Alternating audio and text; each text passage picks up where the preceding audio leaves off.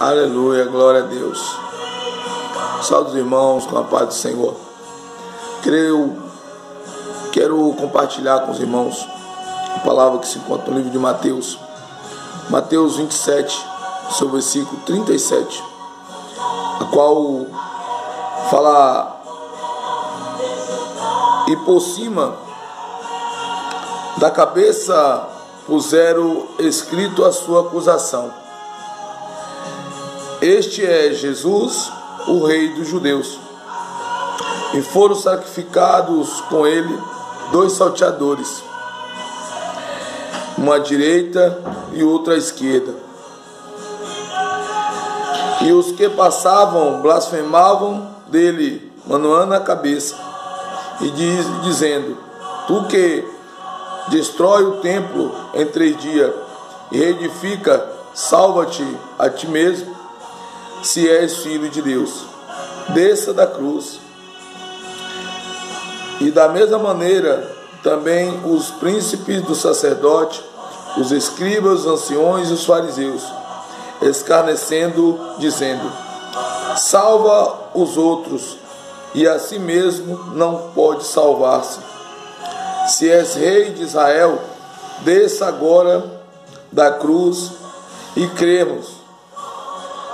Confiou em Deus, livra-o agora, se o ama, porque disse: sou filho de Deus. E o mesmo lhe lançaram também em rosto os sacerdotes, os salteadores, que com ele estava crucificado. E desde a hora sexta houve treva sobre toda a terra, até a hora 9. E perto da hora 9, exclamou Jesus de alta voz, dizendo: Eli, Eli, lama sabatani, isto é, Deus meu, por que me abandonaste? E alguns dos que ali estavam, ouvindo isto, dizia: este chama por Elias. E logo um deles, correndo, tomou uma esponja e embebeu-a em vinagre, e pondo-o numa cana, dava-lhe de beber. Os outros, porém, dizia: deixa, vejamos se Elias vem livrá-lo. E Jesus, clamando outra vez com grande voz, rendeu o espírito. E eis que o véu do templo se rasgou em 2, de alto a baixo, e tremeu a terra, e fenderam-se as pedras, e abriram-se os sepulcros, e muitos corpos de santos que dormiam foram ressuscitados. E saindo dos sepulcros, depois da ressurreição dele, entraram na cidade santa, e apareceram a muitos. Aleluia. E os centuriões, os que com ele guardavam a Jesus, vendo o terremoto e as coisas que havia sucedido, tiveram grande temor e disseram: verdadeiramente este era filho de Deus. E estavam ali, olhando de longe, muitas mulheres que tinham seguido Jesus desde a Galiléia para o servir, entre as quais estavam Maria Madalena, Maria, a mãe de Tiago e de José, e a mãe dos filhos de Zebedeu. Amém? Amados, que glória essa palavra. Irmãos, o que eu venho trazer a nossa reflexão nesta manhã, através dessa palavra, é um item muito forte.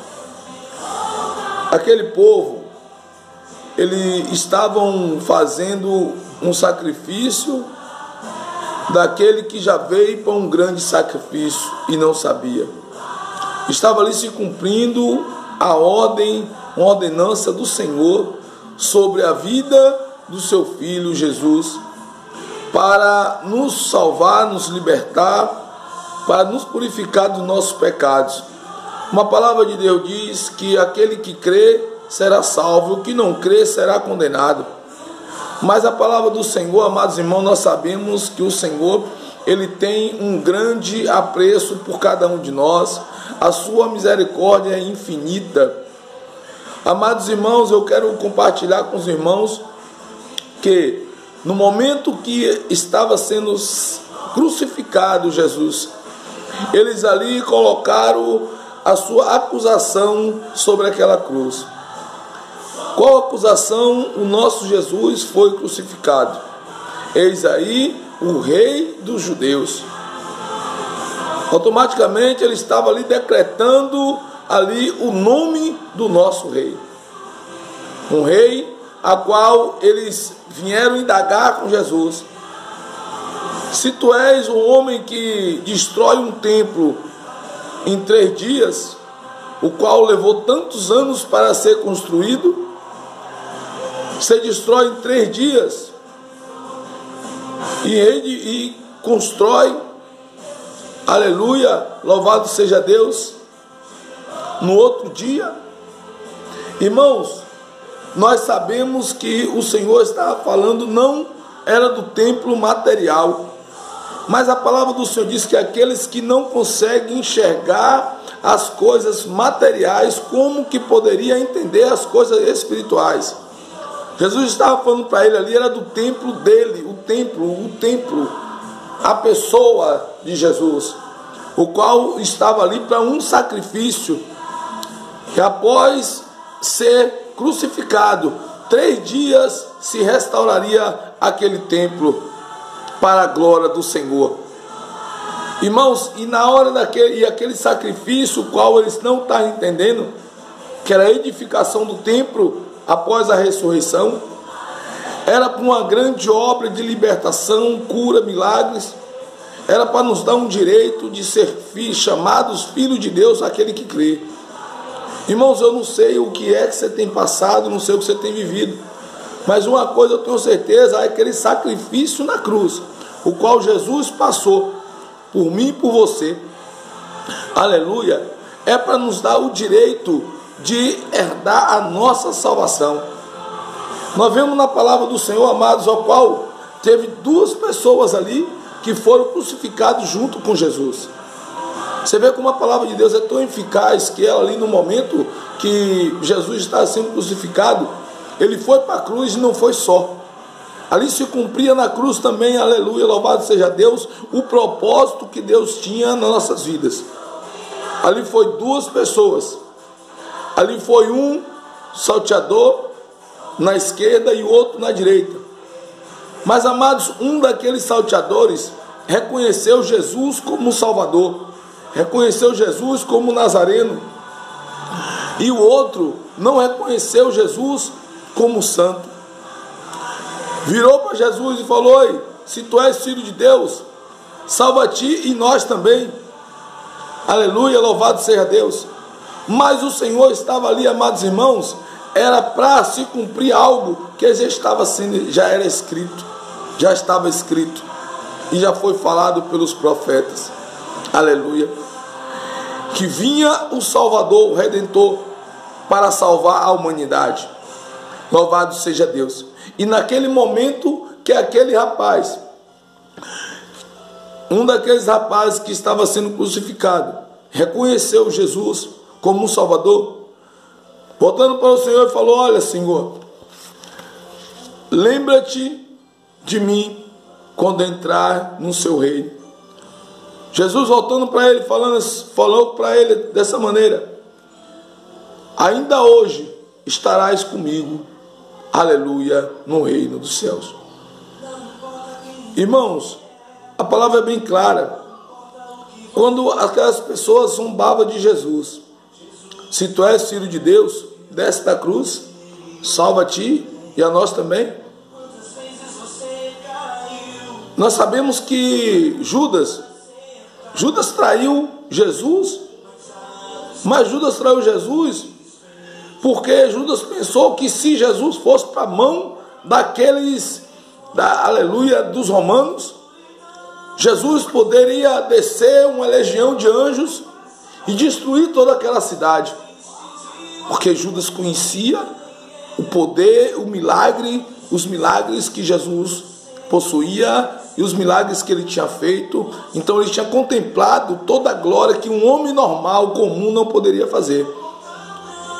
Então ele apelou, ele pensou que Jesus ia dar um jeito naquela opressão que os judeus naquela época vivia. Mas ele não entendeu o mistério. O mistério do Senhor não era que ele não veio para punir, mas o Senhor veio para resgatar aquele que se encontrava perdido. O Senhor ele veio para purificar uma terra que estava seca, sem vida, aleluia, e não havia mais esperança para aquela terra. Jesus, naquela cruz, Jesus trouxe esperança. Jesus trouxe esperança. Jesus trouxe, aleluia, para cada um de nós. Aleluia, louvado seja Deus. Algo que a gente nunca poderia imaginar. O que é, irmãos? A esperança da vida eterna. Esperança de um dia encontrar com o nosso Redentor. Aleluia. Irmãos, a morte da cruz foi para nos dar vitória. A morte da cruz foi para levar nossas dores, iniquidades, nossas lepras. Ah, irmão, mas eu sou evangélico e eu se encontro enfermo. E eu tenho uma palavra para te dizer. Jesus morreu naquela cruz. Ninguém teve como tirar ele daquela cruz. Ele teve que passar por aquele sacrifício. Ele era homem como eu e você. Mas naquele momento ele também sentiu dor. Naquele momento ele também teve medo, temeu. Mas ele teria que passar por aquilo ali, pelo bem de cada um de nós, pela nossa salvação. Ele sangrou também. Então, às vezes, irmão, você está passando por uma prova, por uma dor, está passando pela enfermidade.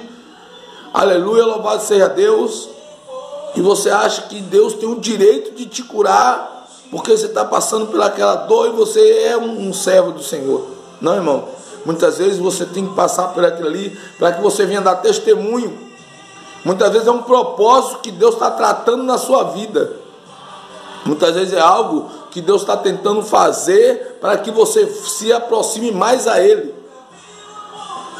Ah, varão, mas eu sou fiel. Amém? Continua sendo fiel, porque Deus também ele é fiel para com você. O Senhor ele não dá um cobertor conforme, Deus só dá o cobertor conforme o frio que você está sentindo. Deus só dá uma prova para você conforme a sua capacidade de suportar, de levar. Amém? Que Deus abençoe.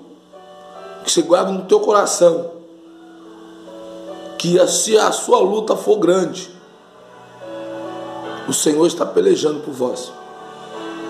Se a tua dor está grande, o Senhor está curando, tratando das suas feridas.